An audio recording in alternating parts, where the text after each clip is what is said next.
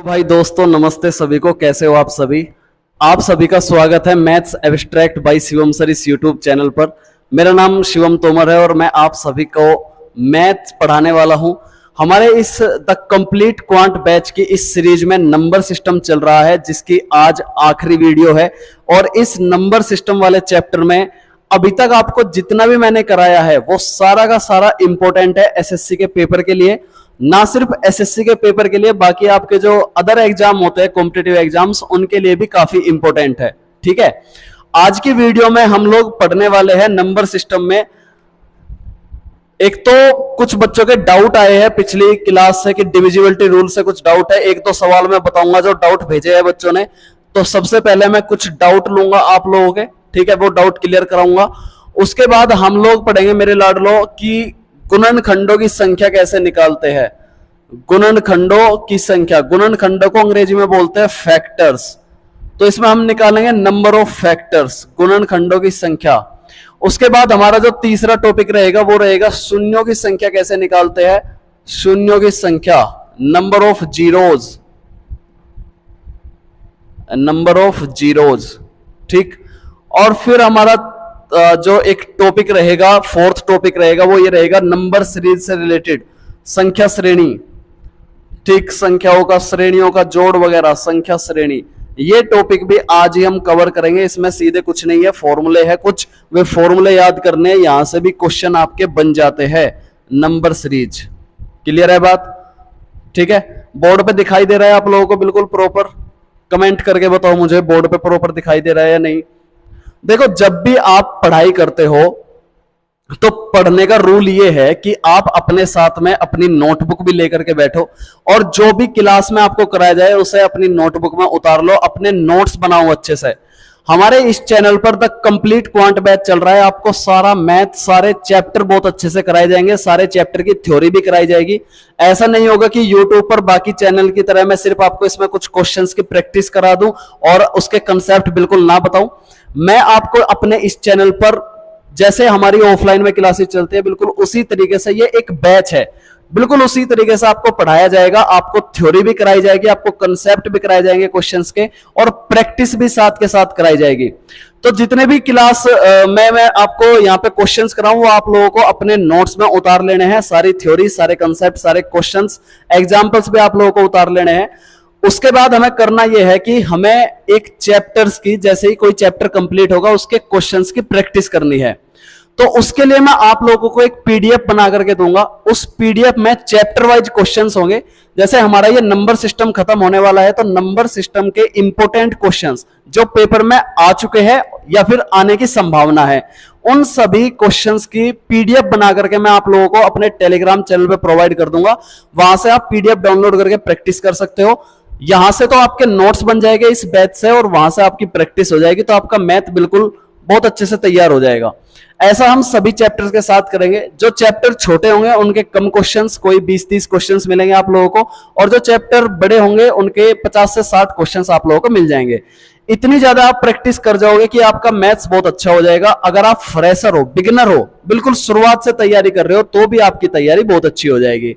एक सिस्टम को फॉलो करना है, एक तरीके को फॉलो करना है, ठीक। जितना आपको कराया जाए उतना जरूर कर लेना है। थोड़ा थोड़ा करके भी आगे बढ़ोगे तो 100% सक्सेस हो जाओगे, कोई नहीं रोक सकता। लेकिन अगर चाहोगे कि पेपर से 10 दिन पहले पढ़ना शुरू कर दे, या पेपर के जो है 1 घंटे पहले, कुछ बच्चे तो 1 घंटा पहले ही पढ़ना शुरू करते हैं, कुछ बच्चे एडमिट कार्ड जब आ जाते हैं तब कुछ थोड़ा थोड़ा सा रिवाइज करने की कोशिश करते हैं, बेसिक बेसिक चीज देख लेते हैं, तो फिर देखो आप लोग कंपटीशन से हो जाओगे बाहर। कंपटीशन में अगर नंबर लाना है तो प्रैक्टिस जरूर करनी पड़ेगी और एक टाइम आप लोगों को अपने लिए देना पड़ेगा, अपने करियर को एक टाइम देना पड़ेगा।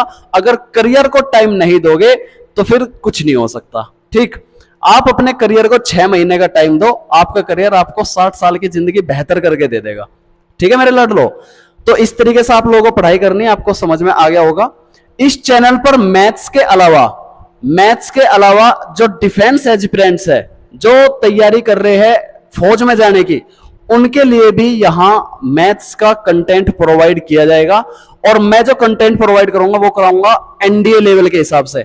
एनडीए के एनडीए एग्जाम को टारगेट करके मैं आप लोगों को मैथ्स का कंटेंट प्रोवाइड कराऊंगा। तो आपके अगर दोस्त या फिर रिलेटिव्स या कोई भी छोटे भाई बहन जो डिफेंस की तैयारी कर रहे हैं, जिनका सपना है फौजी बनने का, फौज में वो भी अफसर बनने का, तो उनको भी इसी चैनल के माध्यम से मैथ्स का कंटेंट मिलेगा। ठीक है जी। जितने भी आपके एयरफोर्स, नेवी या कोस्ट गार्ड के एग्जाम होते हैं उनका लेवल भी सेम ही रहता है। अगर आप उनकी तैयारी कर रहे हो, आप अग्निवीर बनने की तैयारी कर रहे हो, तो आप जरूर इस यूट्यूब चैनल पे रिलाय हो सकते हो। लेकिन मैं आप लोगों को अग्निवीर के हिसाब से नहीं पढ़ाऊंगा, मैं आप लोगों को पढ़ाऊंगा ऑफिसर बनने के हिसाब से, एनडीए के एग्जाम के हिसाब से। ठीक है जी, बिल्कुल फ्री रहेगा, कोई दिक्कत की बात नहीं है। इसके अलावा अगर आप चाहते हो कि आप हमारी ऑफलाइन कोचिंग ज्वाइन करना चाहते हो, देखो ऑनलाइन कोचिंग में क्या होता है कि ऑनलाइन कोचिंग के अपने प्रोज एंड कॉन्स है, ऑफलाइन कोचिंग के अपने प्रोज एंड कॉन्स है। ऑनलाइन कोचिंग में आप टीचर के साथ इंटरेक्ट नहीं कर पाते, लेकिन ऑफलाइन कोचिंग में आप टीचर के साथ इंटरेक्ट कर पाते हो। ऑनलाइन कोचिंग में आप पढ़ते पढ़ते सो सकते हो, पता नहीं चलेगा, लेकिन ऑफलाइन कोचिंग में आप क्लास में नहीं सो सकते क्योंकि टीचर के साथ पर्सनल इंटरेक्शन रहता है आप लोगों का। तो जो बच्चे ऑफलाइन कोचिंग अफोर्ड कर सकते हैं, एक अच्छी तैयारी अपना करना चाहते हैं, वहां भी बिल्कुल ऐसे ही तैयारी होती है, क्लास होती है, नोट्स बनवाए जाते हैं, डेली प्रैक्टिस चलती है, मॉक टेस्ट होते हैं, टेस्ट सीरीज कंडक्ट कराई जाती है हमारे इंस्टीट्यूट में। हमारे इंस्टीट्यूट का नाम है new Takshashila coaching institute, Baraut Khatri गली में ये अवेलेबल है। तो आप बिल्कुल अगर आसपास के क्षेत्र के हो बिल्कुल आ सकते हो, ऑफलाइन कोचिंग ज्वाइन कर सकते हो। लेकिन अगर आप दूर के क्षेत्र से, तो यहाँ पे ऑनलाइन क्लासेस में भी आपको कंटेंट मिलेगा। ठीक है, तो आप अपनी तैयारी करो, सिलेक्शन लेकर के आओ। ठीक है, तो बड़ी खुशी की बात होगी। आप कैसे भी करो, ऑफलाइन पढ़ो या ऑनलाइन पढ़ो, रिसोर्सेज आप लोगों के पास में है। अपने चैप्टर को शुरू करते हैं। इसके अलावा मैं आप लोगों को एक बात और बताना चाह रहा था कि इस चैनल पे ज्यादा से ज्यादा सब्सक्राइब आप लेकर के आओ, अपने सभी दोस्तों के साथ वीडियो को शेयर करो। अगर अच्छी लगती है तो, कंटेंट आपको अच्छा लगता है तो वीडियो को लाइक भी करो, ताकि यूट्यूब की तरफ से रिकमेंडेशन इसमें और मिले हमारे चैनल पर। तो आप लोगों के लिए बहुत ही जल्द मैं मैथ्स के अलावा जो बच्चे जीके जीएस जिनकी कमजोर है या करना तैयारी करना चाहते हैं, तो कंप्लीट क्वांट बैच की तरह ही कंप्लीट जीके जीएस का बैच भी इसी चैनल पे आएगा। हालांकि ये चैनल मैथ्स का है, maths abstract by Shivam sir, maths का चैनल है, लेकिन यहाँ पे आपको जीके जीएस भी मिलेगी, जरूर मिलेगी, ताकि आप जीके जीएस के भी अच्छे से नोट्स बना करके अपनी पढ़ाई कर सको, अपने जीके जीएस के भी इंप्रूव कर सको। सारे सब्जेक्ट पढ़ाए जाएंगे, हिस्ट्री, पॉलिटी, ज्योग्राफी, सब कुछ पढ़ाया जाएगा। ठीक है, तो अब अपने कंटेंट पे आ जाते हैं, इस मैथ्स पे आ जाते हैं जिसमें हम अर्थमेटिक पढ़ रहे हैं, और इसमें हमारा पहला चैप्टर है नंबर सिस्टम। आज हम लोग ये टॉपिक्स पढ़ने वाले हैं। कुछ डाउट है, एक दो सवाल के वे क्लियर करा देता हूं।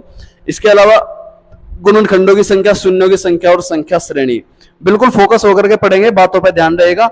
अपनी नोटबुक जरूर साथ में रखना। ठीक है, ऐसे ही ये एंटरटेनमेंट नहीं है कि यहाँ पे मैं एंटरटेनमेंट करा रहा हूँ, आपने वीडियो देखी और थोड़े समय के लिए देख के चले गए। ठीक है, जैसे ऑफलाइन क्लास में अलाउ नहीं होता क्लास से बाहर जाना, ऐसे ही इस क्लास से भी बाहर जाना अलाउ नहीं है। अगर आप जाते हो तो आप अपने लिए लापरवाह हो, मेरे लिए लापरवाह नहीं हो। ठीक है, पूरा डेडिकेशन के साथ वीडियो अगर खोली है तो पूरा पढ़ के ही जाना है, 1 घंटा। ठीक है, चलो तो देखो कुछ डाउट्स जो है वो ये है कि कल मैंने आप लोगों को विभाजिता के नियम पढ़ाए थे। कुछ विभाजिता से जब मैंने शेषफल वाले सवाल करा रहा था तो उसमें कुछ क्वेश्चंस थे जो बच्चों से नहीं हो रहे, जिन्होंने डाउट पूछा है। तो मैं आपको बता देता हूं, कुछ नहीं करना, ज्यादा दिमाग लगाने की आवश्यकता नहीं है, जो मैं बता रहा हूं बस उसको फॉलो करो। जैसे मान लो आप लोगों को जो है 71 की पावर 100, इसको अगर 8 से डिवाइड किया जाए तो क्या शेषफल बचेगा। रिमाइंडर पूछा है कि शेषफल क्या बचेगा। तो मेरे लाडलो आप लोगों को करना क्या है कि ये देखो कि ये इससे कितनी बार, जैसे आप एक बात समझो, बड़े आसान से एग्जाम्पल से मैं समझा रहा हूं। जैसे मान लो कि आपको जो है 2 को भाग देना है 3 से, तो आप कहोगे सर महारनी बिल्कुल भी नहीं चलेगी, 0 चल सकती है। आप यहां 0 लिखोगे तो शेषफल तब भी 2 ही बचेगा। अगर नंबर से छोटा नंबर होता है जिसको आप भाग दे रहे हो तो वही असल में शेषफल भी होता है। क्लियर है बात। लेकिन अगर आप अपने से बड़े नंबर को भाग दोगे, जैसे 3 से अगर मैं 4 को भाग दे रहा हूं, 3 से अगर मैं 4 को भाग दे रहा हूं तो आप कहोगे 3 एकम 3, 1 शेषफल बच जाएगा। बोलो बच जाएगा ना, 1 शेषफल बच जाएगा। तो ये शेषफल जो ये 4 था, क्या मैं इसको ऐसे भी तो लिख सकता था, 2 की पावर 2/3। बोलो लिख सकता था ना। अगर मैं सवाल ये बना देता कि 2 की पावर 2 को 3 से भाग देने पर शेषफल क्या बचेगा, तो क्या आप कहोगे कि सर 2 बचेगा? बिल्कुल नहीं कहोगे आप ऐसा। अब इसे ऐसे लिख सकते हो भाई 2 की 4, ठीक है, और फिर 4 को आप ऐसे लिख सकते हो 3 माइनस 1, 4 को आप ऐसे लिख सकते हो 3 माइनस 1, ठीक। तो यहां पे आपको करना क्या है कि सॉरी 3 प्लस 1, 4 को आप क्या लिख सकते हो 3 प्लस 1, ठीक। 3 प्लस 1, तो 3 से 3 कट जाएगा तो रिमाइंडर तब भी कितना आएगा, देखो 1 तो फिर भी बच गया ना, तो रिमाइंडर कितना आ गया, 1 रिमाइंडर आ गया, ठीक है। समझ आ रही है बात। तो हमने कितने आसान तरीके से एक आसान सा एग्जांपल लेकर के समझाया। अब सपोज करो ये पावर 2 की पावर 2 ना होकर के ये पावर 2 की पावर 70 हो जाए, ठीक, 2 की पावर 70 हो जाए, तो आप इसको भी ऐसा ही कर सकते हो, इसको आप लिख सकते हो 2 की पावर 2 की पावर 35, बोलो क्लियर है, अपॉन 3। अब 2 की पावर 2 को आप ऐसे लिख लो भाई 4 की पावर 35 अपॉन 3। अब आप देखो 4 को तो आप ऐसे लिख सकते हो 3 प्लस 1 अपॉन 3 की पावर 35। अब यहां पे देखो ये तो इससे पूरा पूरा कट जाएगा, ये तो इससे पूरा पूरा कट जाएगा, लेकिन 1 की पावर 35 बचेगा, तो तब भी रिमाइंडर कितना आएगा, तब भी रिमाइंडर 1 ही आएगा, तब भी शेषफल 1 ही आएगा। क्लियर है बात, ठीक। अब अपने सवाल पे आ जाते हैं। जैसे ये सवाल दे रखा है मुझे कि 71 को डिवाइड करना है 8 से, तो 100 पावर 100 है, 8 से डिवाइड करोगे तो रिमाइंडर कितना आएगा। तो देखो आप इसको ऐसे लिख सकते हो 71 को 72 माइनस 1 की पावर 100 अपॉन 8, बिल्कुल लिख सकते हो ऐसे। तो देखो 8 नंबर 72, ये तो पूरा पूरा कट जाएगा। अब बचा यहाँ पे -1, और -1 की पावर है 100।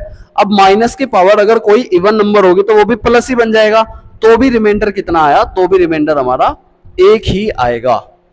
बोलो क्लियर है बात, समझ में आ रही है, ठीक है। लेकिन अगर मैं इसी सवाल में ये कर देता कि 71 अपॉन 8 की पावर 67, ठीक है, 67 अगर मैं कर देता तो ये बनता आपका यहाँ पे 72 माइनस 1, आप इसको लिख सकते थे अपॉन 8 की पावर 67 है ये, ठीक। तो यहाँ पे देखो ये पूरा पूरा कट जाएगा, यहाँ पे बचेगा -1 की पावर 67। अब माइनस की अगर कोई ओड पावर रहती है मेरे लाडलो, तो वो माइनस होगा कि प्लस होगा, जाहिर सी बात है माइनस ही होगा, ठीक है। तो यहाँ पे -1 रिमाइंडर आया। क्या कभी आपने रिमाइंडर को माइनस के फॉर्म में देखा है? कल मैंने जब आपको इक्लिड्स थ्योरम बताई थी तो उसमें एक टर्म मैंने लिखा था, आप लोगों को अगर याद होगा, कि जो रिमाइंडर होता है वो 0 से बड़ा और जिससे भाग दिया जा रहा है उस नंबर से छोटा होता है। 0 के इक्वल हो सकता है लेकिन 0 से स्मॉलर नहीं हो सकता। 0 से स्मॉलर मतलब नेगेटिव नहीं हो सकता, ठीक है ना, नेगेटिव नहीं हो सकता। लेकिन यहां तो रिमाइंडर नेगेटिव आ गया, तो इसका मतलब हमें करना क्या है, इसमें से जिससे भाग दे रहे हो ना उसमें से ये 1 माइनस कर दो, तो सही रिमाइंडर बच के आएगा, सही रिमाइंडर आएगा आपका 7, ठीक। रिमाइंडर यानी कि शेषफल कभी नेगेटिव नहीं होता, जिससे भाग दे रहे हो उसमें से माइनस कर दो, आपका असली रिमाइंडर निकल आएगा। बोलो क्लियर है बात। ये बात कुछ ऐसे ही है जैसे अगर आप सपोज करो आपने जो है 5 से 4 को भाग दिया, आपने 5 से 4 को भाग दिया, आपने 0 की मारनी ना चला करके आपने जो है एकम चला दी कि 5 एकम 5। जब आप इसको माइनस करोगे तो यहां से रिमाइंडर कितना बचेगा, -1 ही बचेगा ना, लेकिन -1 रिमाइंडर हो नहीं पाएगा, तो 5 में से 1 इसे माइनस कर दो, देखो तब भी रिमाइंडर 4 ही आएगा। आई बात समझ में।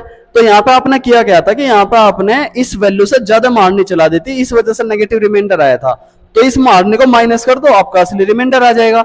वही काम किया कि जब भी रिमाइंडर नेगेटिव में आए, जिससे भाग दे रहे हो उसे माइनस कर दो उसमें से। क्लियर है। तो ये डाउट थे, ये शायद क्लियर हो गए। अब अगले टॉपिक की तरफ चलते हैं जिसमें हमें निकालना है गुणनखंडों की संख्या। लेकिन उससे पहले मैं आपको ये टॉपिक पढ़ा देता हूं कि शून्यों की संख्या कैसे निकालते हैं। नंबर ऑफ जीरोज, शून्यों की संख्या, नंबर ऑफ जीरोज। बोर्ड पे क्लियर दिखाई दे रहा है क्या सभी को? नंबर ऑफ जीरोज, ठीक। जरूरी नहीं अच्छा पढ़ने के लिए हमें एक व्हाइट डिजिटल बोर्ड की ही जरूरत पड़ेगी, हम अच्छी पढ़ाई व्हाइट बोर्ड के माध्यम से भी कर सकते हैं, क्योंकि ये एक ट्रेडिशनल मेथड है, पहले कई सालों से यही चलता आ रहा है आप लोगों के सामने मेथड, तो जाहिर सी बात है कि हम इसमें भी अच्छा पढ़ सकते हैं। अब शून्यों की संख्या निकलती कैसे है? आप मुझे एक बात बताओ, शून्यों की संख्या जैसे 10 है भाई, मेरे लड्डू 10 है, 10 में शून्यों की संख्या कितनी है? 1। शून्य मतलब 0, 0 मतलब शून्य, ठीक है। तो शून्य की संख्या कितनी है? 1। अच्छा 100 है, 100 में शून्यों की संख्या कितनी है? 2। आप कहोगे सर 2 है। आप मुझे बताओ, क्या मैं 100 को ऐसे नहीं लिख सकता 10 की पावर 2? क्या मैं 10 को ऐसे नहीं लिख सकता 10 की पावर 1? ये पावर वाला कंसेप्ट बताया था, पावर मतलब उसकी उतनी बार ही गुणा। ठीक है, तो 10 की पावर 2 मतलब 100, 10 की पावर 2 मतलब 10 की 2 बार गुणा। 10 की पावर 3, क्या मैं इसको जो है 3 जीरो लगा करके 1000 नहीं लिख सकता? आप कहोगे सर इसमें कितनी शून्यों की संख्या है? 3 है। ठीक, तो कहने का मतलब यह है कि 10 की पावर चाहे कितनी भी हो जाओ, जितनी पावर होगी उतनी ही उसमें नंबर ऑफ जीरोज होंगे, शून्यों की संख्या होगी। तो इसमें भी शून्यों की संख्या कितनी है? n। इतनी बात क्लियर है? अब आप मुझे बताओ, एक तो शून्य यहां से बनते हैं जब 10 का फैक्टर होता है, जब 10 होती है। ठीक, दूसरा 10 जो बनता है वो 10 ऐसे बनता है 5 गुणा 2 करके, यानी कि जहां जहां इन दो अभाज्य संख्याओं का गुणनफल होगा, किसका? एक 5 का, एक 2 का। बहुत प्यार से समझो, ये दोनों के दोनों ही अभाज्य संख्या है। जहां इन दोनों अभाज्य संख्याओं का गुणा होगा वहां पे हमेशा ही एक जीरो क्रिएट हो जाएगी। बोलो हो जाएगी कि नहीं हो जाएगी? एक जीरो क्रिएट हो जाएगी यहां से इनकी मल्टीप्लीकेशन से, क्योंकि 5 दूनी 10 होता है। अब इसमें आपको एक बात और ध्यान रखनी, इसमें जो है ये तो एक विषम अभाज्य संख्या है और ये एक सम अभाज्य संख्या है। दो इकलौती ऐसी संख्या है जो सम भी है और अभाज्य भी है, इवन प्राइम नंबर है। क्लियर है? ठीक, तो जीरो कैसे बनी? जीरो बनी 5 और 2 के फैक्टर से, कि जहां 5 और 2 का गुणनखंड हो रहा है। अब आप मुझे बताओ, जैसे अगर मैं लिख रहा हूं, कहीं आप कहोगे सर ऐसे क्यों बोल रहे हो, 5 गुणा 4 भी तो होता है। सर 5 गुणा 6 भी तो, ये भी तो जीरो ही देगा। 5 चौक 20 करोगे ये भी एक जीरो देगा, 5 छंग 30 करोगे ये भी एक जीरो देगा। आप पूछ सकते हो ऐसा। ठीक, आप बच्चे हो, आप कुछ भी पूछ सकते हो, हम टीचर हैं, हमें बताना पड़ेगा। तो आप मुझे बताओ, मैंने ऊपर सवाल में ये बोला कि अभाज्य संख्याओं के गुणनखंड के रूप में लिखना है। जो पिछला टॉपिक था गुणनखंडों की संख्या, वो मैं इसी वीडियो में नेक्स्ट टॉपिक पढ़ाऊंगा, उसमें भी यही बातें आएगी कि जब भी किसी संख्या को लिख सकते हैं हम, इसे बोलते हैं फंडामेंटल थ्योरम। ठीक, फंडामेंटल थ्योरम ऑफ कैलकुलस ये कहती है कि किसी भी संख्या को हम जो है अभाज्य संख्याओं के गुणनखंड के रूप में लिख सकते हैं। तो अभाज्य गुणनखंड के रूप में लिखी थी तब एक जीरो आई थी, तो इस 4 को भी आप ऐसे लिख सकते हो 2 की पावर 2। बोलो लिख सकते हो नहीं लिख सकते? बिल्कुल लिख सकते हो। इस 6 को आप ऐसे लिख सकते हो 2 गुणा 3। तो जो जीरो मिली है ना, जीरो, वो 6 की वजह से नहीं मिली, वो इसकी वजह से मिली थी, जो इसमें 5 गुणा 2 आ रहा था। वो भी इसमें भी इसकी वजह से मिली थी, क्योंकि इसमें भी 5 गुणा 2 आ रहा था। लेकिन इसमें 2 की पावर 2 बनी ना, हमें इससे कोई मतलब नहीं है। हमें मतलब है कि इन दोनों के कितने जोड़े बनते हैं। अब देखो यहाँ पे अगर 5 की पावर 1 ही है और 2 की पावर यहाँ पे जो है 2 है, तो उस दूसरी पावर से तो जोड़ा नहीं बना, उस दूसरी पावर से तो एक जीरो नहीं बनी। जीरो किससे बनी? कि अगर 2 की पावर 1 होती, सिर्फ एक 2 की मल्टीप्लाई इस 5 में हुई, तब सिर्फ एक ही जीरो बनी है। बहुत इंपॉर्टेंट कंसेप्ट है ये। लेकिन अगर मैं आपसे ये कह दूं कि 5 की पावर भी 2 है और 2 की पावर भी 2 है, अब कितनी जीरो बनेगी इस सवाल में? अब जीरो कितनी बनेगी? तो आप कहोगे सर 5 की पावर 2 है, तो इसका मतलब एक जोड़ा और दूसरा जोड़ा, 2 जोड़े बनेंगे, यानी कि 2 ही जीरो बनेगी। तो इसमें जीरो की संख्या कितनी आ जाएगी? 2। शून्यों की संख्या कितनी आ जाएगी? 2 आ जाएगी। बोलो क्लियर है? अगर मैं आपसे ये कहता हूं कि 5 की पावर 3 गुणा 2 की पावर 3, इसमें शून्यों की संख्या कितनी आ जाएगी? इसमें भी शून्यों की संख्या 3 आ जाएगी, क्योंकि 3 जोड़े बन रहे हैं। बोलो बात क्लियर है ना? चाहे प्रूफ करके देख लो। देखो 25 लिख सकता हूं मैं इसको, 2 की पावर 2 को 4 लिख सकता हूं, और 25 चौका कितना होता है? 100, और 100 में कितनी जीरो? 2 जीरो। कुछ बात पड़ रही है पल्ले? ठीक है, तो 3 पावर हुई तो 3 जीरो आ गई। लेकिन अगर मैं आपसे ये कहूं कि यहां 5 की पावर 2 है और यहां 2 की पावर 5 है, अब बताना कितनी जीरो आएगी? तो आप कहोगे सर मिनिमम तो 2 ही जोड़े बन सकते हैं, भले ही 2 की 5 पावर रही हो, लेकिन 1 5 और 1 5, 2 5 के साथ 2 बार 2 आएगा, वे ही 2 जीरो बनाएगी। तो इसमें शून्यों की संख्या कितनी होगी? 2। बात समझ में आई? पावर से हमें क्लियर हो रहा है कि शून्यों की संख्या कितनी होगी। अब मैं आप लोगों को सवाल देता हूं, बस यही कंसेप्ट था, ये कंसेप्ट आपको समझना था। ठीक है, अब मैं आपको ये बताता हूं कि जैसे सवाल ये है, नोट कर रहे होगे सारे सवाल, मैं उम्मीद करता हूं। सवाल ये है कि 25 इंटू 13 इंटू 20, इसमें आपको शून्यों की संख्या बतानी है, नंबर ऑफ जीरोस बताने हैं।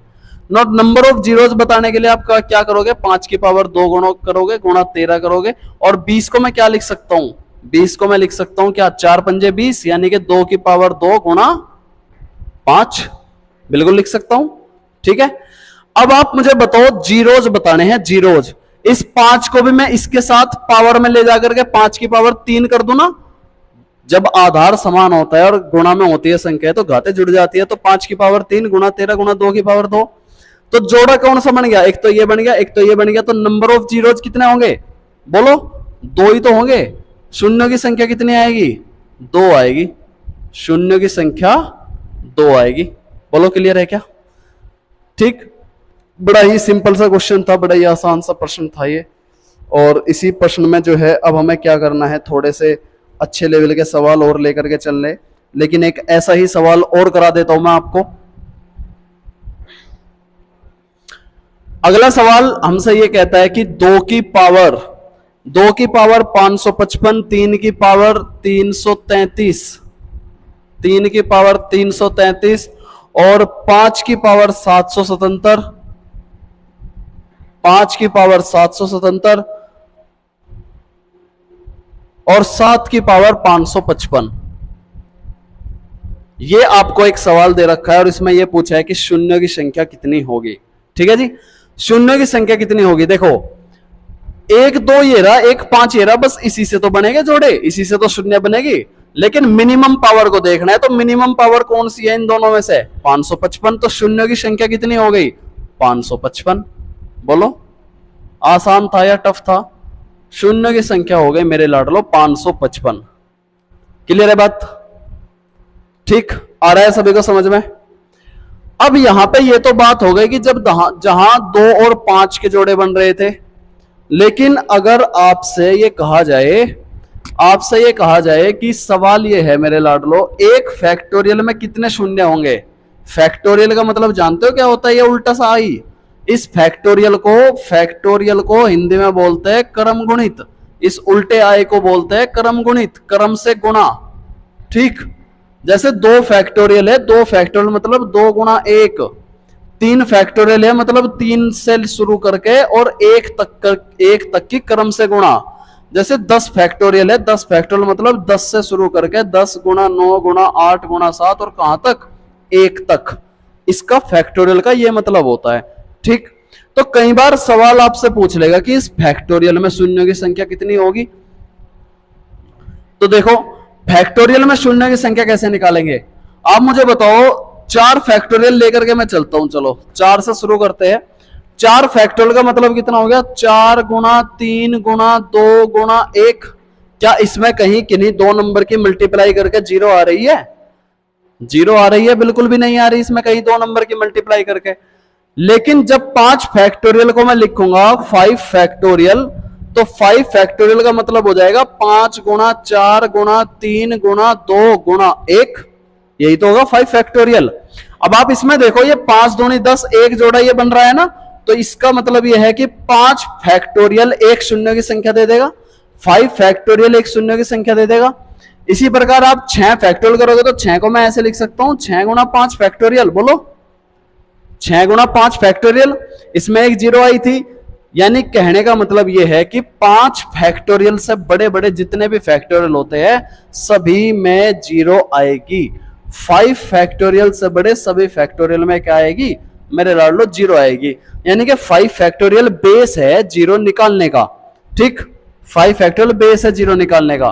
तो आपको इस बेस को मारनी है गोली और आपको पकड़ना क्या है कि जब भी किसी फैक्टोरियल को, सपोज करो आपसे मान लो जो है 6 फैक्टोरियल को ही पूछ ले जाए कि भाई 6 फैक्टोरियल में बताओ कितनी 0 होगी, तो आपको जो है क्या करना है, 5 से 6 को भाग देना है। 5 से 6 को भाग दोगे तो 5 एकम 5। यहां ये जो भागफल आएगा, ये जो क्वोशिएंट आएगा, यही आपको बताएगा कि शून्यों की संख्या कितनी है। अगर ये 5 से बड़ा आ जाता है भागफल, तो दोबारा से इस भागफल को भाग देंगे, दोबारा से इस भागफल को भाग देंगे और फिर दोबारा जो भागफल आएगा उसको इस भागफल में जोड़ देंगे। जैसे सवाल लेकर के मैं चलता हूं, मैं बोल क्या रहा हूं उसको समझने के लिए। अगला सवाल मुझसे ये कहता है मेरे लड्डुओं, 92 फैक्टोरियल में कितने शून्य होंगे? सवाल ये दिया है कि 92 फैक्टोरियल में कितने शून्य होंगे।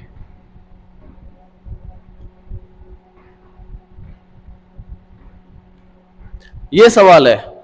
तो 5 फैक्टोरियल से बड़ा फैक्टोरियल है, तो आपको करना क्या है, आपको 5 से भाग देना है। 5 से 92 को आप भाग दोगे तो 18 पंजे 90, 18 बार चलेगा। ठीक, ये 2 शेषफल बच गया। शेषफल का हमें कोई लेना देना है नहीं इस गुणनखंड शून्य की संख्या निकालने में। लेकिन ये जो भागफल आया ये 5 से बड़ा आया, तो इस भागफल को दोबारा से भाग देंगे 5 से ही। 18, 5 तिया 15। ठीक, अब जो है यहाँ पे ये जो है, अब जो है यहाँ पे ये 5 से छोटा भागफल आ गया। अब इन दोनों भागफल को जोड़ देंगे, आपकी शून्य की संख्या निकल आएगी। 18 + 3 कितने होता है, 21। तो 92 फैक्टोरियल में कितने शून्य होंगे, 21 शून्य होंगे। कितनी जीरो होगी, 21 जीरो इसमें लगेगी। बोलो क्लियर है क्या बात, एनी प्रॉब्लम? आगे बढ़ते हैं।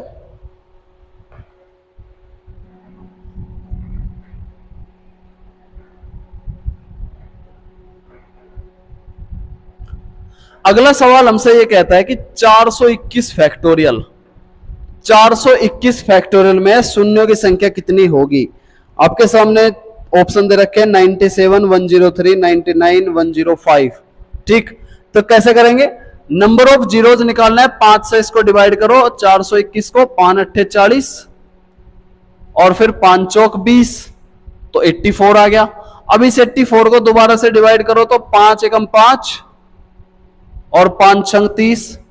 अब इस 16 को फिर से डिवाइड करो, 5 से करोगे तो 5 तिया 15, एक फैक्टर आपका, एक क्वोशेंट आपका 3 आएगा। जीरोज निकालने के लिए इन सभी को जोड़ देंगे, तो ये कितना हो गया, ये 19 हो गया। और ये 19 और 84 आपका कितना हो गया, 9 4 13, 8 1 9 1 10। तो सही आंसर कितना हो गया, नंबर ऑफ जीरोज कितना हो गया, 103। बोलो लड्डू, क्लियर है क्या बात, 103। ठीक है, नोट करो इसे अपनी कॉपी में जल्दी से, स्क्रीनशॉट भी ले सकते हो, वो आपकी इच्छा है। लेकिन स्क्रीनशॉट से होता क्या है कि पढ़ नहीं पाओगे ढंग से, स्क्रीनशॉट आपके मोबाइल में ही रह जाते हैं, पढ़ाई तो होती नहीं है स्क्रीनशॉट से। ठीक है, तो क्या मैं ये समझूं कि आप इस टाइप के सभी सवाल अब कर सकते हो। अगला टॉपिक लेकर के चलूं,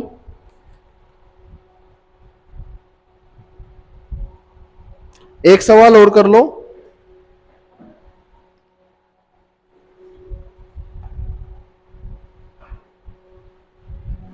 अगला सवाल समझ में आ रहा है सभी को। नेक्स्ट क्वेश्चन, अगला सवाल ये कहता है कि 15 की पावर 2 गुणा 12 की पावर 6 गुणा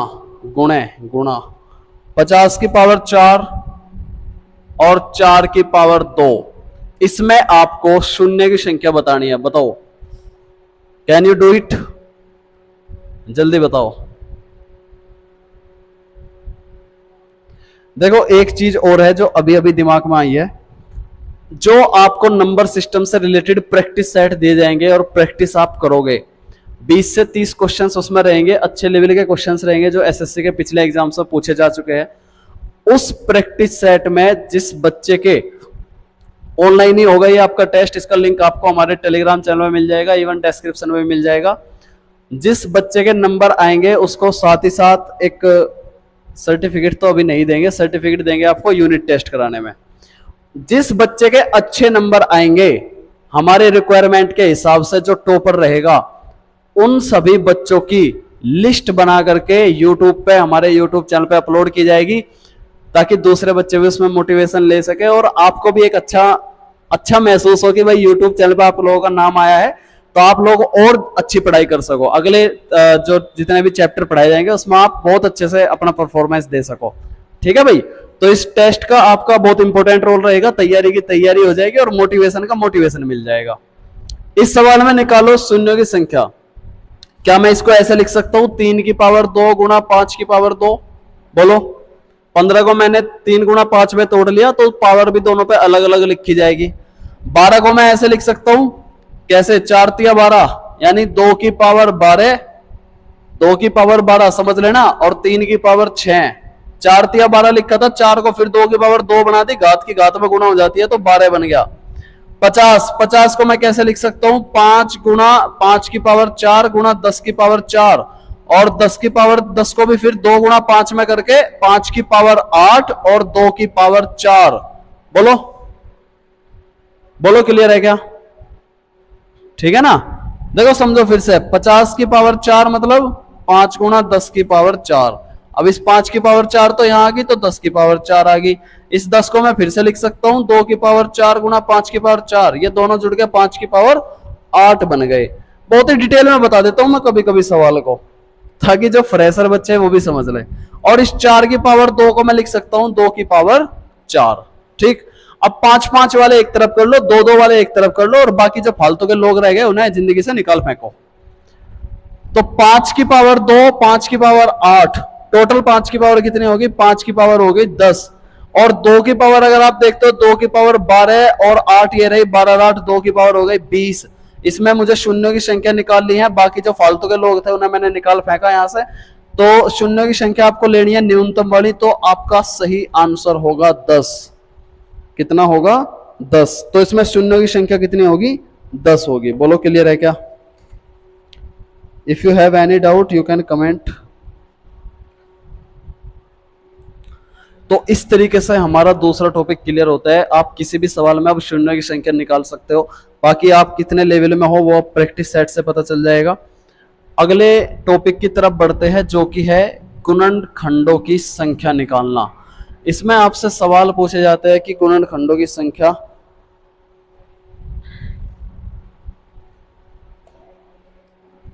देखो, अगला जो टॉपिक है हमारा वो है गुणनखंडों की संख्या निकालना। गुणनखंडों की संख्या, नंबर ऑफ फैक्टर्स।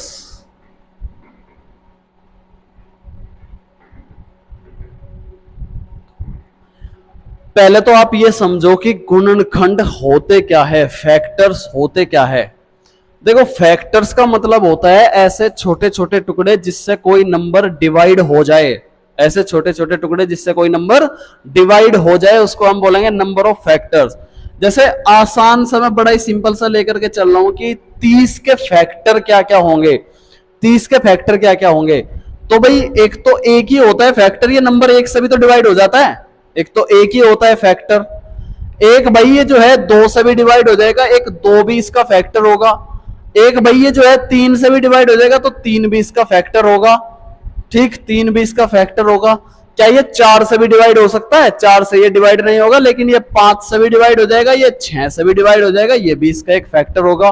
ठीक, इसके अलावा किस किस से डिवाइड हो सकता है? भाई 10 से डिवाइड हो सकता है, और खुद ये अपने आप 15 से भी डिवाइड हो सकता है, और खुद अपने आप 30 से भी ये डिवाइड होगा। तो ये नंबर जो है 1 से भी डिवाइड होगा और अपने आप से भी डिवाइड होगा। तो ये दोनों भी इस नंबर के फैक्टर है, गुणनखंड है। ठीक, अब आप इसमें देखोगे तो आप इसमें देखो, ये जो नंबर है ना, ये ठीक, ये सभी कहलाते हैं अभाज्य गुणनखंड। क्या कहलाते हैं? अभाज्य गुणनखंड। तो ये अभाज्य संख्या सिर्फ यही तो नहीं है, ये अभाज्य तो यहां भी है, क्योंकि 6 को भी मैं ऐसे लिख सकता हूं 2 गुणा 3 करके। ये अभाज्य यहां भी है, 10 को मैं ऐसे लिख सकता हूं 2 गुणा 5 करके।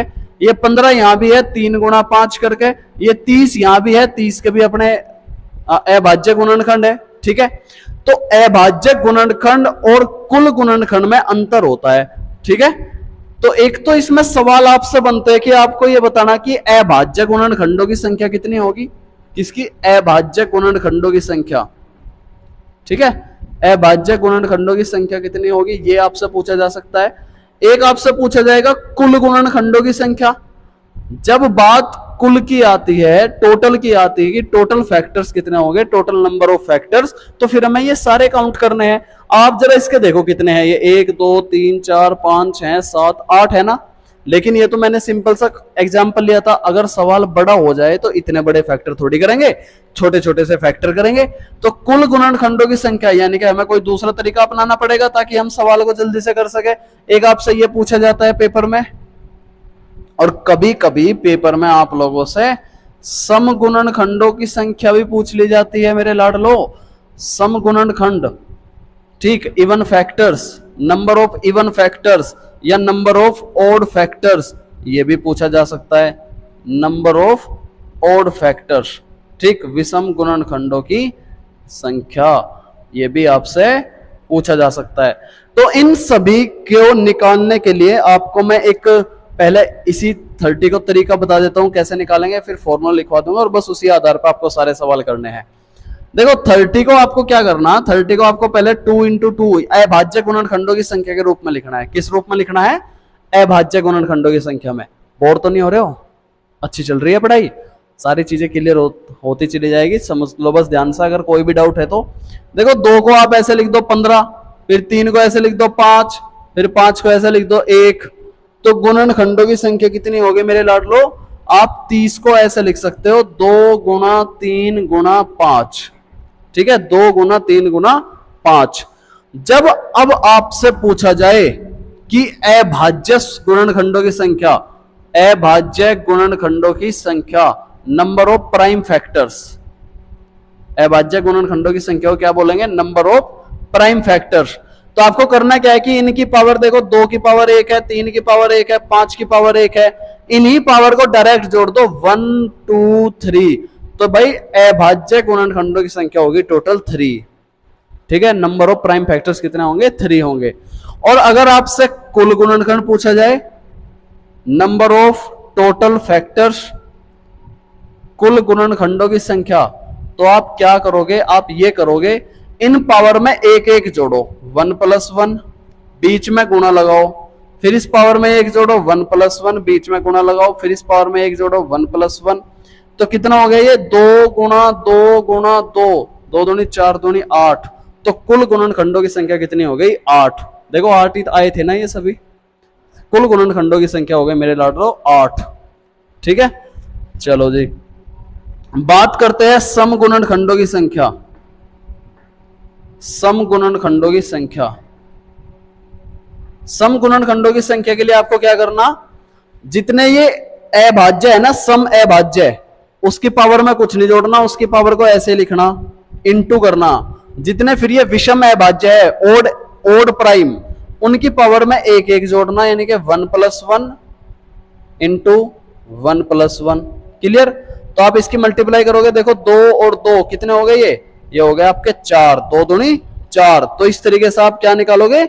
इवन फैक्टर्स निकालोगे, नंबर ऑफ इवन फैक्टर्स निकालोगे। बोलो क्लियर हो रही है बात यहां तक? अब देखो जरा इसके फैक्टर्स में इवन फैक्टर 4 ही है क्या? देखना जरा, 1 2 3 4, तो इवन फैक्टर्स 4 ही है, इसका मतलब यही इसका सही तरीका है। तो विषम को कैसे निकालेंगे सर? विषम गुणनखंडों की संख्या, ओड फैक्टर्स को कैसे निकालेंगे?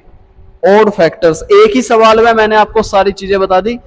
Odd factors, number of odd factor, विषम गुणनखंडों की संख्या। तो उसके लिए मेरे लाडलो आप लोग क्या करोगे? जितने भी ये विषम प्राइम नंबर है, ओड प्राइम नंबर है, उनकी पावर में एक एक जोड़ के मल्टीप्लाई कर दोगे, इवन प्राइम को हटा दोगे, ओड प्राइम को लिखोगे सिर्फ। तो 1 + 1 इंटू 1 + 1, 2 दूनी 4, ये भी कितने हो गए? ये भी 4 है। देखो 4 ही है क्या? 1 2 3 4। तो 4 ही इसमें इवन प्राइम फैक्टर है और 4 ही इसमें ओड प्राइम फैक्टर है। बोलो बात क्लियर है? ठीक। टोटल फैक्टर कितने हैं? टोटल ये 8 है। ठीक, और सिर्फ अभाज्य यानी कि प्राइम फैक्टर कितने हैं? तो प्राइम फैक्टर सिर्फ 3 है, 1 2 3। प्राइम फैक्टर देखो यहां समझ लो, 1 2 3, 3 प्राइम फैक्टर है। ठीक, एक को छोड़ देंगे, एक ना तो प्राइम होता है ना ही कंपोजिट होता है, ये बात आपको पता होनी चाहिए। कभी आप कहो कि सर एक भी तो है, एक भी तो किसी से नहीं कट रहा, तो एक ना तो भाज्य होता है ना ही अभाज्य होता है।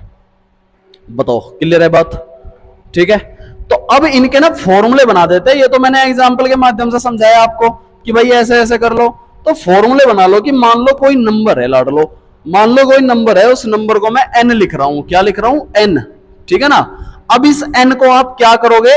इस n को जो है सूत्र बना लो, यहां से सूत्र, फॉर्मूला बोलते हैं जिसको अंग्रेजी में, फॉर्मूला बना लो यहां से। फॉर्मूला बहुत इंपॉर्टेंट हो जाता है, यही ट्रिक कह लो इसको। ठीक, मान लो कोई नंबर n है और वो नंबर अपने अभाज्य गुणनखंडों के तौर पर लिखा गया है। ठीक है, इस तरीके से ये a b c, ये जो है इसमें अभाज्य गुणनखंड है। और इस अभाज्य गुणनखंड, अभाज्य प्राइम फैक्टर है ये, प्राइम फैक्टर, और इन प्राइम फैक्टर की भी कुछ पावर है कि मान लो a की पावर p है, b की पावर q है, c की पावर r है, इस तरीके से कोई नंबर ऐसे तोड़ा गया है, ठीक, डॉट डॉट भी लगा दो कि आगे भी हो सकता है। इस तरीके से कोई नंबर लिखा गया है जिसमें ए मेरा एक इवन प्राइम है, इवन प्राइम सम अभाज्य संख्या है जैसे 2, और ये क्या है, ये कोई ओड प्राइम है, ओड प्राइम, ठीक है, विषम अभाज्य। तो यहां से आपको करना क्या है कि अगर आपसे पूछा जाए number of prime factors, note कर लेना, नंबर ऑफ प्राइम फैक्टर्स, तो नंबर ऑफ प्राइम फैक्टर्स आप निकालोगे तो कितने होंगे, सिर्फ आपको कुछ नहीं करना, इन पावर्स को जोड़ देना है, p plus q plus r, ये तो आपको निकलेगा नंबर ऑफ प्राइम फैक्टर्स। और अगर आपसे पूछा जाए, हिंदी वाले लिख लेंगे प्राइम फैक्टर मतलब अभाज्य गुणनखंडों की संख्या, अगर आपसे पूछी जाए, और अगर आपसे पूछा जाए नंबर ऑफ टोटल फैक्टर, कुल गुणनखंडों की संख्या, टोटल फैक्टर्स, तो आपको क्या करना है, इन पावर्स में एक एक जोड़ना है, जैसे p प्लस 1, इनके बीच मल्टीप्लाई करनी है, फिर q प्लस 1, फिर मल्टीप्लाई करनी है r प्लस 1, और इस तरीके से आगे जितने भी पावर होगी उन सभी में एक एक जोड़ करके मल्टीप्लाई कर देंगे, आपके क्या निकल आएंगे, टोटल फैक्टर्स निकल आएंगे, ठीक। तीसरा है आपका कि अगर आपसे पूछा जाए number of even factors, number of even factors, सम गुणनखंडों की संख्या, तो सम गुणनखंडों की संख्या के लिए आप क्या करोगे, जो इवन प्राइम था उसकी पावर ऐसे ही लिखोगे, बीच में मल्टीप्लाई करते हुए चले जाओगे, और जितने भी ओड प्राइम है उसमें 1 1 ऐड कर दोगे, ठीक, उसमें क्या कर दोगे, 1 1 ऐड करके तब मल्टीप्लाई करोगे, आपके क्या निकलेंगे, इवन फैक्टर्स निकलेंगे, नंबर ऑफ इवन फैक्टर्स निकलेंगे। और अगर आपको नंबर ऑफ ओड फैक्टर निकालने हैं, नंबर ऑफ ओड फैक्टर्स, तो नंबर ऑफ ओड फैक्टर्स के लिए आपको क्या करना है कि जितने भी ओड प्राइम है उनकी पावर में 1 करके तब मल्टीप्लाई करोगे, q plus 1 and r plus 1, q plus 1 and r plus 1। बोलो बात समझ में आ गई सभी को। तो ये था एक फॉर्मूला, एक एग्जाम्पल के माध्यम से। अब कुछ सवाल कर लेते हैं, फिर अगला टॉपिक हमारा नंबर सीरीज का होगा, उसे भी खत्म कर लेते हैं, और आज हमारा नंबर सिस्टम वाला सारा चैप्टर खत्म हो जाएगा, जो कि 4 वीडियो में जाके कंप्लीट हुआ है। बिल्कुल बेसिक से, बिल्कुल शुरुआत से सारे क्वेश्चंस मैंने तुम्हें कराए, हर एक क्वेश्चंस के छोटे छोटे कंसेप्ट भी आप लोगों को बताए कि पावर वगैरह क्या होती है, बताओ, ये बच्चों को बताने वाली चीज है, पावर वगैरह क्या होती है, ये भी मैंने आपको बताया। तो आप जो है इस कंप्लीट क्वांट बैच का पूरा फायदा उठा सकते हो। बिल्कुल बेसिक से एडवांस लेवल तक के क्वेश्चंस कराए गए हैं, और अभी प्रैक्टिस सेट और बच रहे हैं, जिसमें कि आपके प्रीवियस ईयर में कितने क्वेश्चंस आपसे नंबर सिस्टम से पूछे गए हैं उन क्वेश्चन का एक सेट होगा, ठीक। तो चैनल जरूर सब्सक्राइब कर लेना, वीडियो को जरूर शेयर करना अपने सभी दोस्तों के साथ में। एक बच्चा अगर 4 दोस्तों के साथ में भी शेयर करता है और वे चारों के चारों सब्सक्राइब करते हैं, तो बड़ी जल्दी ही चैनल ग्रो हो जाएगा, बड़ी जल्दी ही आप लोगों को एक बहुत अच्छा कंटेंट मिलना शुरू हो जाएगा, ठीक है। इतनी उम्मीद मैं आप लोगों से करता हूं, और आप लोग जो है मुझे अपना भाई या दोस्त या टीचर या गुरु कुछ भी मान करके जो है मेरा साथ दे सकते हो इस जर्नी में। तो YouTube की ये जर्नी भी हमारी सफल रहेगी, जिस तरीके से ऑफलाइन कोचिंग हमारी अच्छी चल रही है, उसकी ग्रोथ हो रही है, इसी तरीके से YouTube जर्नी भी हमारी अच्छी रहेगी। चलो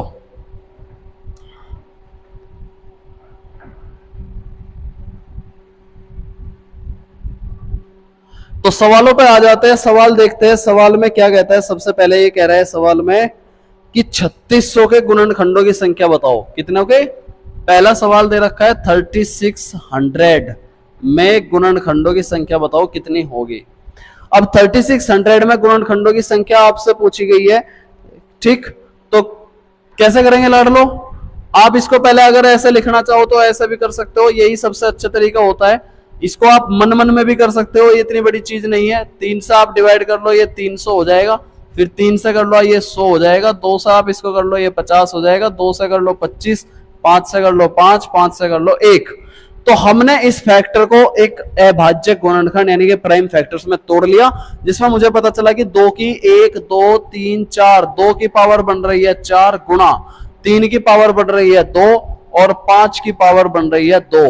अब आप कहोगे कि गुणनखंडों की संख्या कैसे निकालेंगे, तो गुणनखंडों की संख्या इसमें 1 जोड़ दो, इसमें 1 जोड़ दो, इसमें 1 जोड़ दो, उनकी सबकी मल्टीप्लाई कर दो। 4 और 1 5, 3 15, 15 दूनी 30, 15 30 45। तो गुणनखंडों की संख्या कितनी होगी मेरे लाडलो, 45। बताओ कोई दिक्कत है आप लोगों को इस सवाल में? आसान सवाल है, जीरोज निकालने भी आप सीख गए। जीरो निकालने के लिए आपको 5 से भाग देना है और 5 की पावर को देखना है, और इसमें आपको जो है अभाज्य गुणनखंड के रूप में सवाल को लिख करके सवाल करना है। अगले क्वेश्चन की तरफ बढ़ते हैं। अगला क्वेश्चन एक पिछले टॉपिक से रिलेटेड एक क्वेश्चन है। 432 की पावर 241, 432 की पावर 241 इंटू 27 की पावर 141। इसमें आपको इकाई का अंक निकालना है, यूनिट डिजिट। इकाई का अंक निकालना है, बताओ कैसे करेंगे? इकाई का अंक निकालना है, यूनिट डिजिट निकालना है, कैसे करेंगे? तो देखो 2 3 7 8 के लिए मैंने आपको बताया था 4 से भाग दे, तो आप इसे 4 से भाग दोगे तो 4 छिक्की 24, 1 से इस पर बचेगा, रिमाइंडर यहाँ पे 2 आ गया, इंटू उसको 4 से भाग देगा, 4 तिया 12 और 4 पंजे 20, वो भी 1 बचा, 1 7 दूनी 14, इकाई का अंक आ गया 4।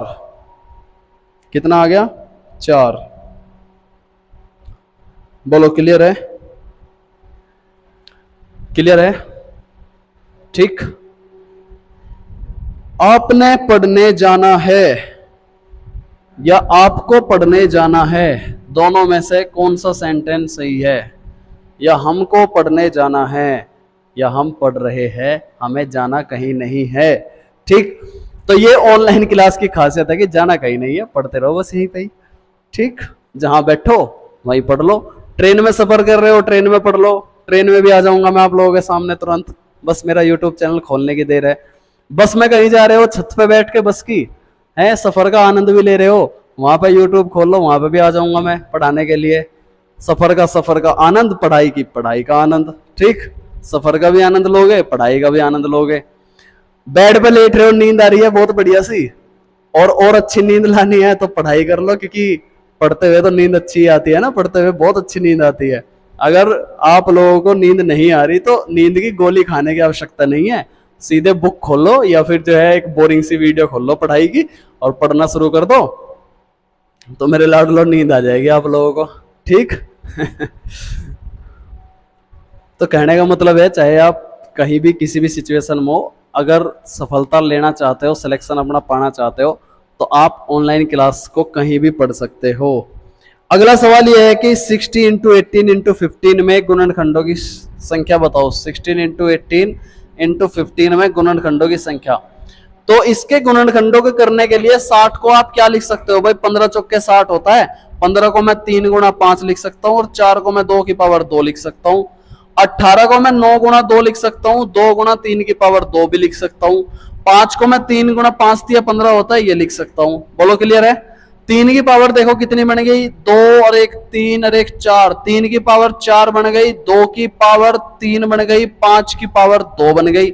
इसमें हमसे पूछा गुणनखंडों की संख्या, इसमें 1 1 जोड़ दो पावर्स में और इनकी आपस में मल्टीप्लाई कर दो। देखो 5 5 चौक 20 और 20 दिया 60। कोई दिक्कत हो तो कमेंट कर सकते हो, मैं बिल्कुल कमेंट पढ़ूंगा सभी बच्चों के, किसी को नहीं बख्सूंगा। क्लियर है? ठीक है, अगले सवाल की तरफ चलते हैं। अगला सवाल हमसे कहता है कि 670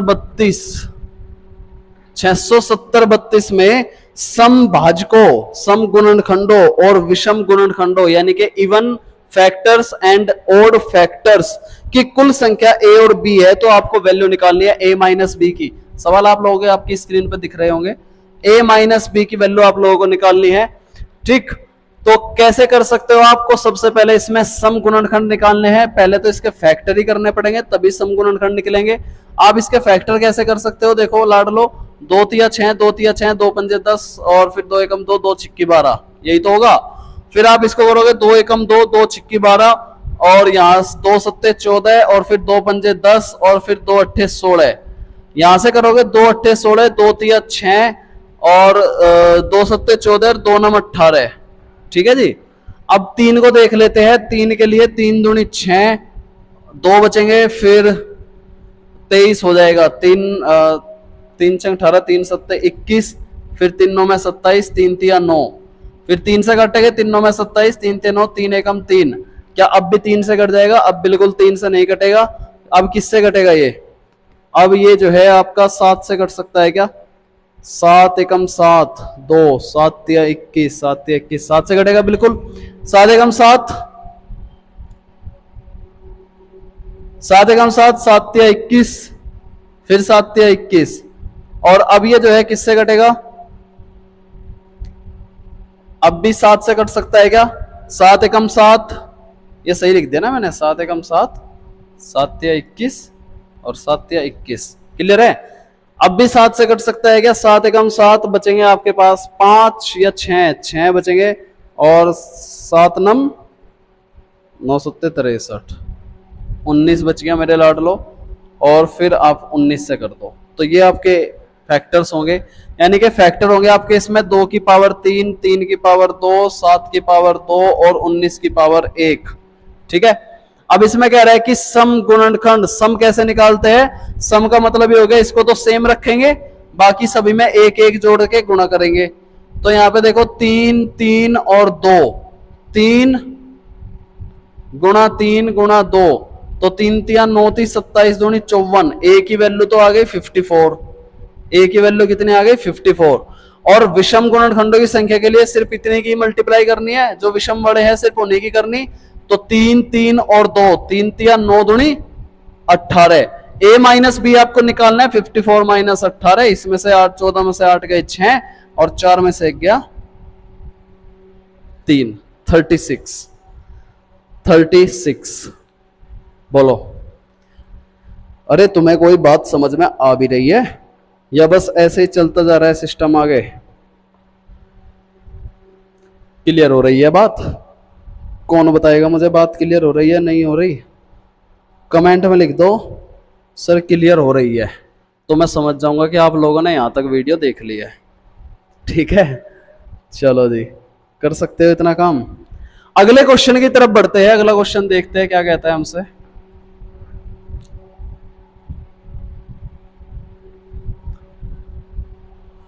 मेरे लड्डुओं, प्रैक्टिस जितनी ज्यादा करोगे, सवाल को बार बार जितना ज्यादा पढ़ोगे, क्योंकि कई बार ऐसा भी हो जाता है कि पढ़ते पढ़ते चीजों को भूल जाते हैं, फिर दोबारा से आप वीडियो को देखो तो सारी चीजें क्लियर हो जाएगी।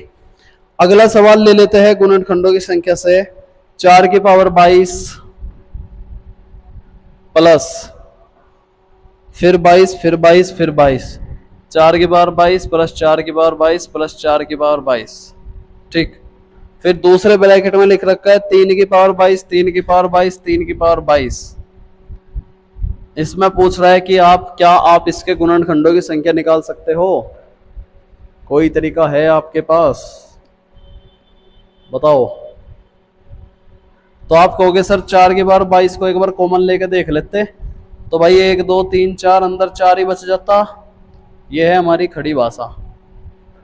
कह रहे पानी ला देता, खाना खा लेता, मतलब एक चीज को एक बार नहीं बोलते, उसमें 2 बार बोलेंगे। यू काम कर लेता। ठीक, वैसा होता कैसा है कि पानी पी लेता, खाना खा लेता, ये काम कर लेता। और इसको देखो 3 की पावर 22 को आप कॉमन लोगे तो अंदर कितने बच जाएंगे? 1 2 3, 3 ही बच जाएंगे। अब आप कहोगे सर आप इसको 4 की पावर 23 लिख लो हमारे कहने पे, और आप इसको 3 की पावर भी 23 लिख लो हमारे कहने पे, लेकिन ये अभाज्य में नहीं टूटा अभी भी। तो आप कहोगे सर हमारे कहने पे आप इसको अभाज्य में तोड़ दो और इसको 69 बना दो, क्योंकि 23 दूनी होता है 46, 69 नहीं बनाएंगे, 46 बनाएंगे। ठीक है, 46 बनाएंगे। अब इसमें पूछा गया है कि सवाल में आपको निकालना क्या है? गुणनखंडों की संख्या निकालनी है। गुणनखंडों की संख्या कैसे निकलेगी? आप कहोगे सर इसमें 1 जोड़ करके और इसमें भी 1 जोड़ करके मल्टीप्लाई कर दो, तो 47 इंटू 24, और 47 इंटू 24 आप करोगे तो आप इसे ऐसा लिख सकते हो 24 को 20 जमा 4, जिसमें आप इसकी मल्टीप्लाई करोगे तो 87 दूनी होता है 94, 940 तो यही हो गया, प्लस 47 दूनी। ठीक, और प्लस 4 सत्ते 28 और 4 चौक 16 और 2 18, इसको जोड़ो 8 8 4 12, 9 और 1 10 और 1 11, तो 1128 इसका राइट आंसर है। कितना? 1128। बोलो क्लियर है सभी को? तो इस तरीके से ये था गुणनखंडों की संख्या। अब हमारा नेक्स्ट टॉपिक चलता है, अगला टॉपिक है हमारा नंबर सीरीज। कई बार मेरे लाडलो आप लोगों से नंबर सीरीज के क्वेश्चन पूछ ले जाते हैं, जिसमें आपसे पूछा जाता है कि पहली 30 प्राकृतिक संख्याओं का जोड़ बताओ कितना होगा। तो वे कुछ फॉर्मूले आधारित ही सवाल है, उनको क्लियर कर लेंगे। जैसे आपसे ये कहा जाए कि first can you find out the sum of the first 10 natural numbers, can you find out the sum of first 10 natural number? So you have to do nothing, you have to just one thing, that you can write first 10, then after that 11 and divided by 2। कैसा लग रहा है आपको English सुन के? मेरी English सुन के आपको कैसा लग रहा है? You can now divide 10 by 2, it becomes 5, and then multiply by 11, it becomes 55। तो 55 इसका सही आंसर आ जाएगा। देखो करेंगे कैसे कि जब आपसे पूछा जाए कि पहली n प्राकृतिक संख्याओं का जोड़ आपको निकालना है, तो कुछ एक फॉर्मूले से लिख लो लड्डू, बहुत जरूरी फॉर्मूले है। n प्राकृतिक संख्याओं का योग, n प्राकृतिक संख्याओं का योग, ठीक, n प्राकृतिक संख्याओं का योग होगा n+1/2, यानी कि जितनी संख्या दे रखी है पहले वो लिखेंगे, फिर उसमें एक जोड़ करके अपॉन 2 कर देंगे, आपका सही नंबर आ जाएगा। जैसे मैंने 10 का निकाला था अभी, तो 10 लिखा, 10 में एक जोड़ा 11 लिखा, अपॉन 2 कर दिया, 2 पंजे 10 करके 11 पंजे 55 कर दिया, तो सभी 10 प्राकृतिक संख्याओं का जोड़ निकल के आ गया। बोलो बात क्लियर है क्या? दूसरा इसमें फॉर्मूला लिखेंगे कि n प्राकृतिक संख्याओं के वर्गों का योग लिखेंगे, n प्राकृतिक संख्याओं के वर्गों का योग, n प्राकृतिक संख्याओं के वर्गों का योग कितना होगा? वो होगा आपका n+1 2n+1/6। ये होगा आपका n प्राकृतिक संख्याओं के वर्गों का योग, जैसे कि 1 का स्क्वायर प्लस 2 का स्क्वायर प्लस 3 का स्क्वायर प्लस 4 का स्क्वायर। बस आपसे चलो सपोज करो इतना ही पूछ लेते हैं, तो आपको इसका आंसर कैसे निकालना है कि लास्ट में भाई 4 दे रखे, लास्ट वाले को नहीं देखना, ये देखना है कितने टोटल 4 है, तो लिखेंगे 4 गुणा 5 गुणा 4 दूनी 8 1 9/6। इसको कैलकुलेट करके जितना आंसर आएगा वो आ जाएगा आंसर, ठीक है? करूं कैलकुलेट? देखो 3 तिया 9, 3 दूनी 6, 2 दूनी 4, 5 दूनी 10 तिया 30, इसका सही आंसर आ जाएगा। अगला सवाल, अगला फॉर्मूला लिखोगे कि अगर n प्राकृतिक संख्याओं के घनों का योग आपसे पूछ ले, घनों का यानी कि क्यूब आपसे पूछ ले, क्यूब, वर्ग मतलब स्क्वायर, घन मतलब क्यूब, तो भाई जो आपने ये ऊपर निकाला ना इसका स्क्वायर कर दो, n+1/2 का होल स्क्वायर, ठीक है? तो आपका सही आंसर निकल आएगा। इसके अलावा कुछ चीजें ऐसे पूछ ली जाती है कि अगर n विषम संख्याओं का योग पूछ ले, n विषम संख्याओं का योग, n विषम संख्याओं का योग, या फिर आपसे पूछ ले n सम संख्याओं का योग, n विषम संख्याओं का योग और n सम संख्याओं का योग अगर आपसे ये पूछ ले तो कितना होगा? तो लिखेंगे इसमें n विषम संख्याओं का योग आपका, अगर विषम वाला ओड का पूछ रहा है तो हो जाएगा मेरे लाडलो n², और अगर इवन का पूछ रहा है तो हो जाएगा n+1, ठीक है? n+1 जितनी संख्याएं होगी उसका स्क्वायर कर देंगे तो ओड का निकल आएगा, और अगर जितनी संख्याएं है उसमें एक और जोड़ करके मल्टीप्लाई कर देंगे तो इवन का निकल आएगा, ठीक है? और अगर आपसे इनके स्क्वायर का पूछ लिया जाए, यहीं पे लिख लेता हूं मैं अगला फॉर्मूला, n सम यानी इवन और विषम यानी ओड संख्याओं के वर्गों का योग पूछ लिया जाए, वर्गों का स्क्वायर्स का सम पूछ लिया जाए, तो उसका लिखेंगे n+1 n+2/6। ये होगा फॉर्मूला n+1 n+2/6। ये दिखाई दे रहा है इधर? नहीं दिख रहा? यहां लिख देता हूं नीचे, यहां दिख रहा होगा n+1 n+2/6। दोनों के लिए सेम होगा, चाहे इवन हो चाहे ओड हो, दोनों के लिए सेम ही फॉर्मूला होगा ये n+1। ऊपर वाले में और इसमें डिफरेंस है, ये है यहाँ n+2, यहाँ है ये 2n+1, इस बात का आपको ध्यान रखना है, ठीक? तो इस तरीके से डायरेक्ट फॉर्मूले के बेस क्वेश्चंस है। अब जो क्वेश्चंस है यहाँ इस टॉपिक से रिलेटेड वो प्रैक्टिस सेट में आपको मिल जाएंगे। इतनी सारी चीजों को नोट करके रखो, अपने नोट्स बनाओ अच्छे से। ये चैप्टर हमारा खत्म होता है। अगला जो चैप्टर होगा हमारा, ये नोट कर लिया होगा आप लोगों ने,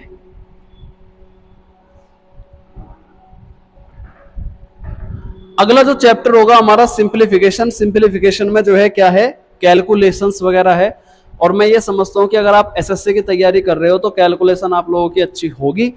तो सिंप्लीफिकेशन बड़ा ही सिंपल सा चैप्टर है, वो आप लोगों को खुद से ही करना है। किसी भी बुक की आप हेल्प ले लेना, 4-5 सवाल करोगे तब भी हो जाएंगे, ठीक। Surds and indices, square and square root, बड़े ही बेसिक से सवाल होते हैं। वे सारी चीजें जब जब क्वेश्चंस में आती रहेगी तब तब बीच बीच में बताता रहूंगा कि इसका ये रूल है, इसका ये रूल है। इसलिए हम अगला हमारा जो अर्थमेटिक का सबसे इंपॉर्टेंट चैप्टर है वो है परसेंटेज। हमारी अगली जो क्लास होगी वो परसेंटेज से रिलेटेड होगी। परसेंटेज पहले हम पढ़ेंगे और बहुत ही अच्छे से पढ़ेंगे, जैसे बिल्कुल बैच चलता ही है। सिर्फ प्रैक्टिस नहीं कराऊंगा, पढ़ाऊंगा भी, थ्योरी भी कराऊंगा और प्रैक्टिस भी कराऊंगा सवालों की, ठीक है जी। चैनल को जरूर सब्सक्राइब कर लेना। वीडियो अच्छी लगी तो लाइक जरूर कर देना। कमेंट के माध्यम से जरूर बताना, बीच बीच में जब भी कहा है कि कमेंट करो तब उस टाइम पे कमेंट करना है, ठीक है। और शेयर जरूर करना भाई सभी दोस्तों के साथ। जय हिंद, जय भारत।